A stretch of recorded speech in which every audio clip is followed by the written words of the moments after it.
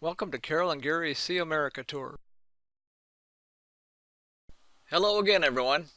Carol, Jasper, and I left San Francisco Sunday morning and headed north on Highway 101 toward the Redwood National Forest.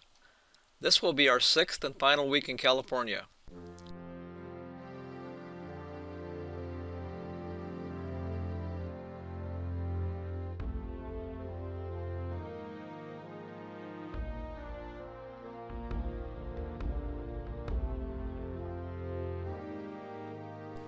While I'm driving, let me give you a little history about the giant California redwoods. When gold was discovered in Northern California in 1850, thousands of people crowded the remote redwood region in search of riches and new lives. These people were no less dependent upon lumber, and the redwoods conveniently provided the wood the people needed. The size of the trees made them prized timber. Large-scale logging was soon underway, and the once immense stands of redwoods began to disappear by the close of the 19th century. By the 1910s, concerned citizens began to clamor for the preservation of the dwindling stands of redwoods.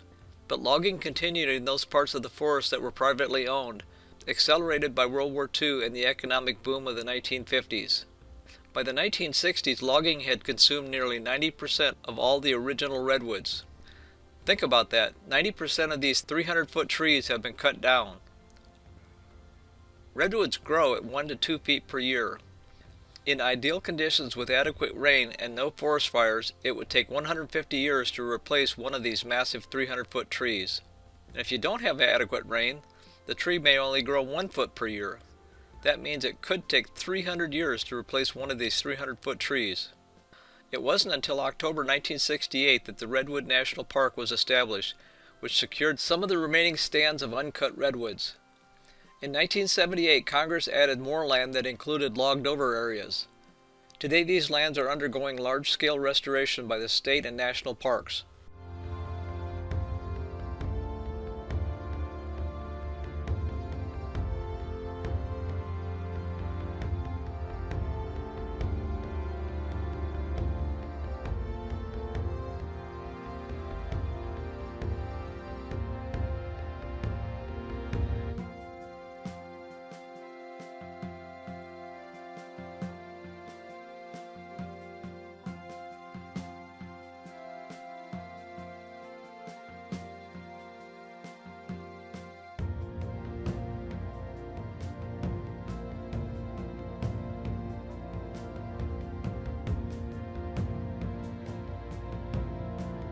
We awoke to chilly, foggy weather Monday morning, but these are the conditions that help the redwoods to thrive. While waiting for the fog to lift, we decided to drive 5 miles to the closest location where we could drive through a redwood. There are 3 locations where you can drive through a redwood, all of them on private land. This tree is approximately 183 feet tall and is 17 feet in diameter at eye level. It is estimated to be 785 years old. This tree was spared when the area was logged in 1967, so the landowner decided to cut a tunnel through the middle in 1976. The tunnel opening is 7 feet 4 inches wide and 9 feet 6 inches high, permitting the passage of all standard cars, vans, and pickups. We hoped that the sun would come out and burn off the fog so we could go see the tops of the trees, but that wasn't happening, so we decided to follow the Klamath River to where it empties into the Pacific Ocean, 3 miles from where we were staying. People with binoculars at this lookout said that they could see whales clearing their blowhole in the distance.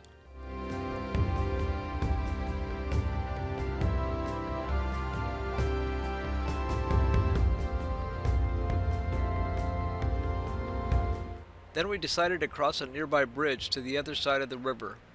This was the view of the ocean from that area.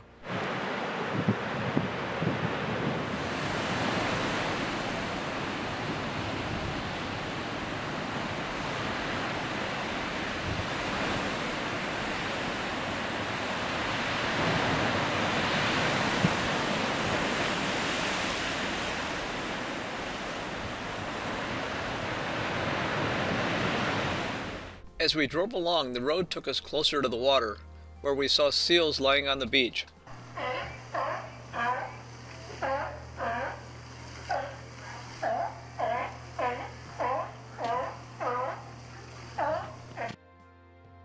We We followed the road we were on until we came upon elk grazing in an open meadow.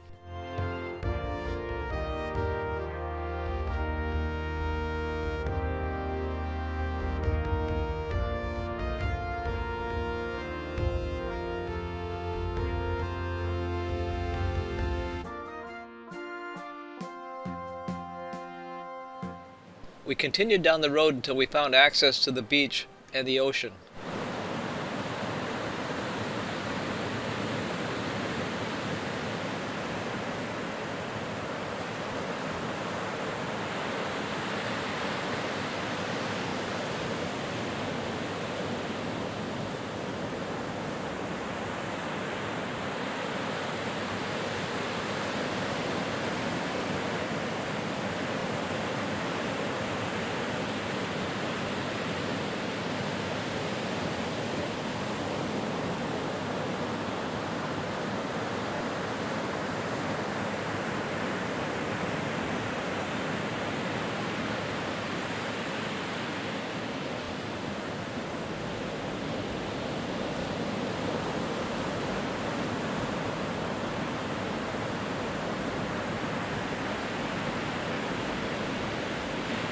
Tuesday, determined to see old-growth redwood trees, Carol and I drove 20 miles south of our campground to the 1.5-mile-long Lady Bird Johnson Grove Trail.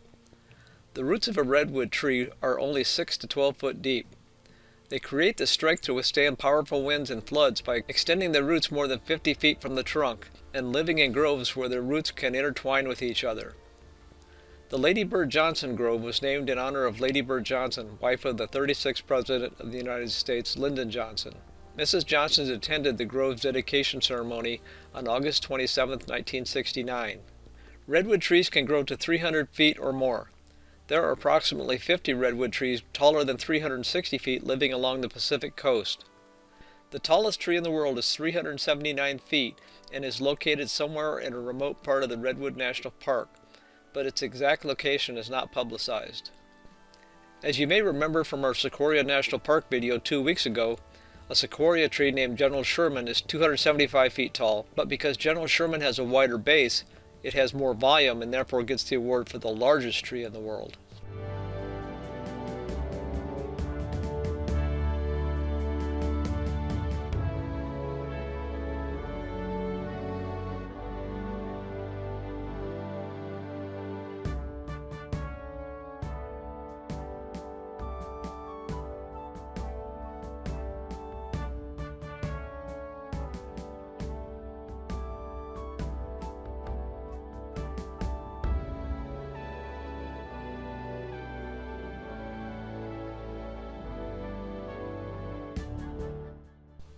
A redwood's bark can be 12 inches or more thick and contains tannin, a chemical that protects the tree from fire, insects, fungus, and disease.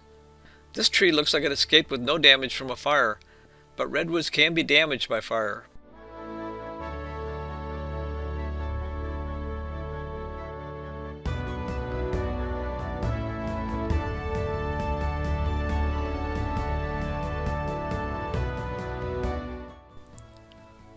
We saw several trees with various amounts of fire damage on the Lady Bird Grove Trail.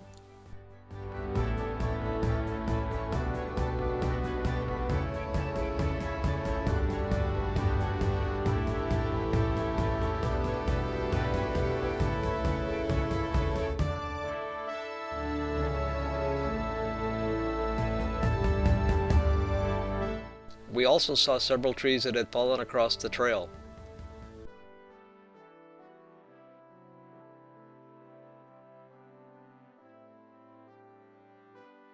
I mentioned the chilly, foggy weather earlier and how it helped the redwoods survive. Look at the moss growing on this fence. Ferns provide thick undergrowth for the trees.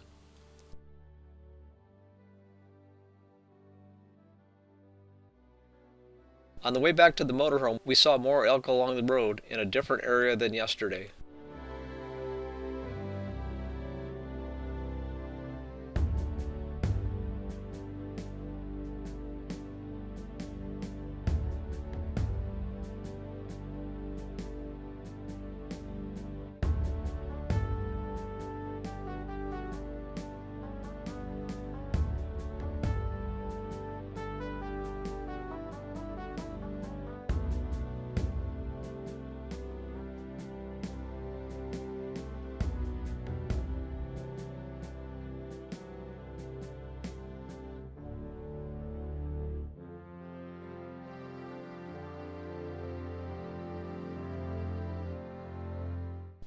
On Thursday, Carol and I decided to drive to the local federal park information office to obtain a permit that was needed to access the road to the Tall Trees Grove.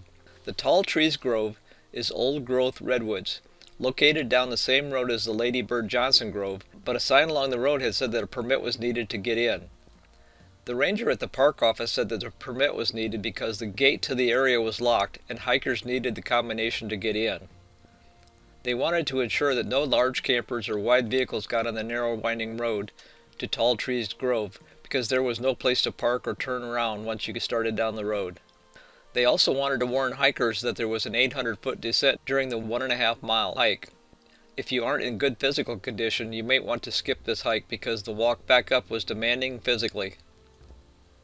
After entering the 4-digit code to a combination lock to get in, the Tall Trees Grove access road was a narrow 6-mile gravel road that was in surprisingly good shape. Soon after starting down the trail, we saw this log that had fallen across the trail. At first we thought we may need to duck to walk under this log, but we soon found out the log was much larger than it looks.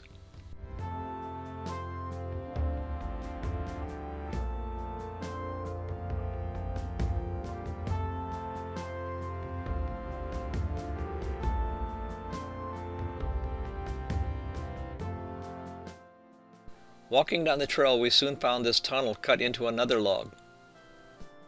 Here is a question for our younger viewers. Can you tell how old this tree was by looking at this picture? Can you see where the tree was damaged by fire when it was younger?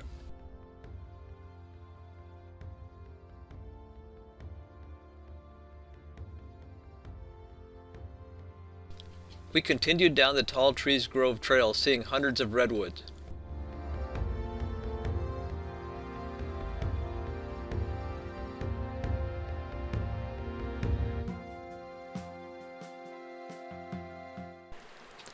As the trail turned starting back up the hill, we saw this small river. Some of the hikers that had passed us on the way down the trail were wading in the water or soaking their feet.